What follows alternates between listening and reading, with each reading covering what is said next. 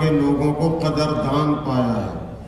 حدیث شریف میں ہے سرکار دو عالم صلی اللہ علیہ وسلم کی مجلس لگی تھی، آپ اسی طرح جلوہ افروز تھے۔ 3 آدمی آئے، ایک آدمی تو مجمع میں آگے بڑھتا چلا گیا، جہاں جگہ ملی آگے جا کر بیٹھا، کسی کی گردن کو پھلانگ کر نہیں آیا بلکہ جگہ پاتا گیا، جہاں جہاں آگے جگہ ملتی گئی بڑھتا گیا، آگے آ کے بیٹھا۔ ایک دوسرے صحابی وہ شرما کر کنارے پہ کوئی بیٹھ گئے۔ ایک تیسرے صحابی وہ مجلس سے کچھ اعراض سا کچھ گریز سا کر کے چلے گئے۔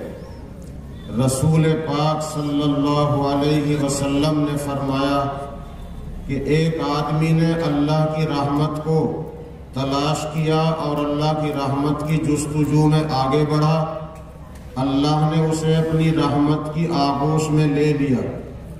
ایک آدمی شرمایا، کنارے پر کوئی بیٹھ گیا، اللہ بھی اس سے شرما گئے اور اللہ نے اسے بھی نواز ہی دیا۔ اور جس نے منہ موڑا اعراض کر کے چلا گیا، اللہ کی رحمت نے بھی اس سے اعراض کر لیا۔